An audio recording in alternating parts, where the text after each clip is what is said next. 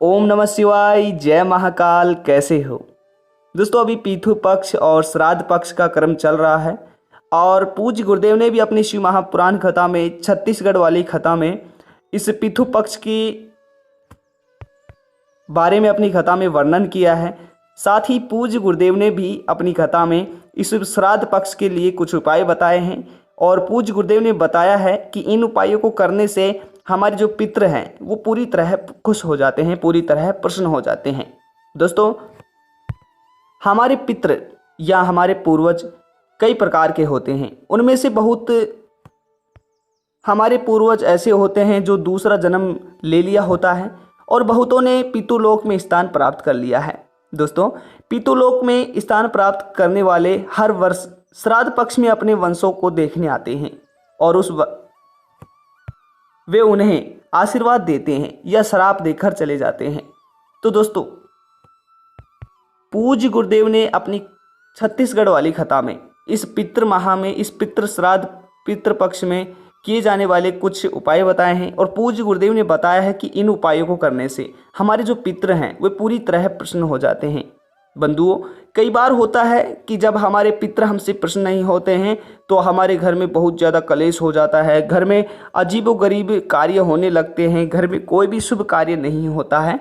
तो आइए, आज हम आपको पूज्य गुरुदेव की शिव महापुराण कथा से छत्तीसगढ़ वाली कथा में बताए गए उपायों को बताने जा रहे हैं और पूज्य गुरुदेव ने कहा है कि इन उपायों को करने से वास्तव में लाभ मिलेगा। वीडियो को पूरी अवश्य देखिएगा। चैनल पर पहली बार आए हैं, चैनल को सब्सक्राइब कीजिएगा, वीडियो को लाइक कीजिएगा, दोस्तों में शेयर कीजिएगा। दोस्तों, आइए जानते हैं इस वीडियो में पूज्य गुरुदेव की शिव महापुराण कथा में बताए गए उन उपायों के बारे में जिन्हें करने से हमारे पितृ प्रसन्न हो जाते हैं और पितृ दोष भी समाप्त हो जाता है। पहला उपाय है और कहते हैं कि पितृपक्ष के दौरान जितना भी दिन का पितृपक्ष का कार्य हो, क्रम हो, उतने दिन लगातार हमें सुबह नहा धोकर स्नान से पूर्व होकर हमें हनुमान चालीसा का पाठ करना चाहिए। कहते हैं कि जब हमारे पितृ हमसे खुश होते हैं और हमारे घर में आते हैं तो उससे हमारे घर में सुख समृद्धि होती है और बढ़ती भी है। लेकिन वहीं जब हमारे पितृ हमसे रूठ जाते हैं तब हमारे घर में वे आते हैं तो हमारे घर में अशांति होने लगती है। इसीलिए इस पितृ पक्ष के दौरान आपको अपने घर में हनुमान चालीसा अवश्य रोजाना पढ़नी चाहिए।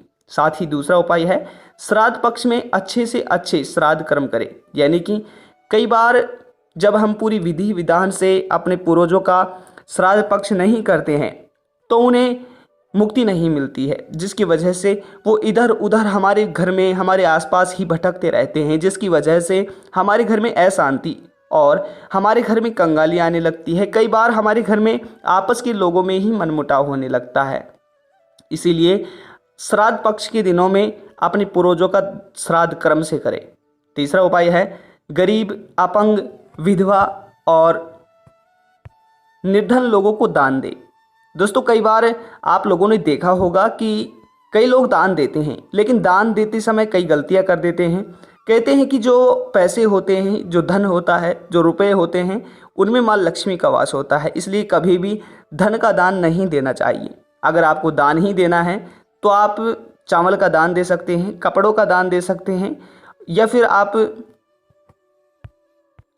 उसकी ज़रूरत अनुसार उसे कुछ भी वस्तु दे सकते हैं। कहते हैं कि दान में अगर आप पैसे देते हो तो आपकी घर की माँ लक्ष्मी आपके घर से चली जाती है। बंधुओं, चौथा उपाय है,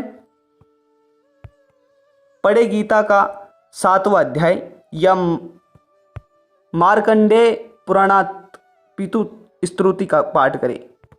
कहते हैं कि इससे हमारे जो पितृ होते हैं वे सदा ही हमसे प्रसन्न रहते हैं। अगला उपाय है, 13, 14 अमावस्या पूर्णिमा के दिन गुड़ का घी का धूप दे। दोस्तों, कहते हैं कि जब कई बार हमारे घर में हमारे पितृ आ जाते हैं तो उसकी वजह से हमारे घर में अशांति होने लगती है, घर में सुख और समृद्धि बरकत चली जाती है।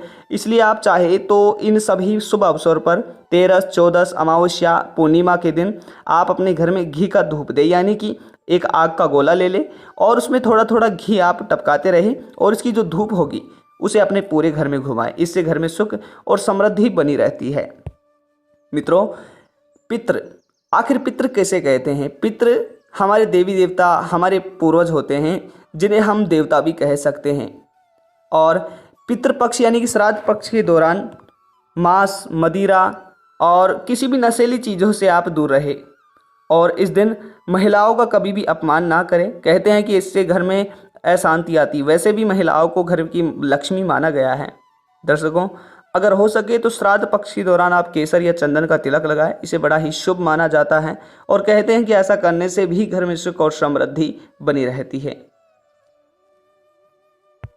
तो बंधुओं, पूज्य गुरुदेव ने अपनी शिव महापुराण कथा में, छत्तीसगढ़ वाली कथा में इन उपायों का वर्णन किया है और पूज्य गुरुदेव ने बताया है कि इन उपायों को करने से वास्तव में घर में सुख और समृद्धि बनी रहती है। एक बार इन उपायों का आप जरूर कर देखिएगा, आपको अवश्य लाभ मिलेगा। और पुनः मिलते एक और नई वीडियो के साथ। तब तक अपना ख्याल रखिएगा। दोस्तों में वीडियो को शेयर कीजिएगा। धन्यवाद।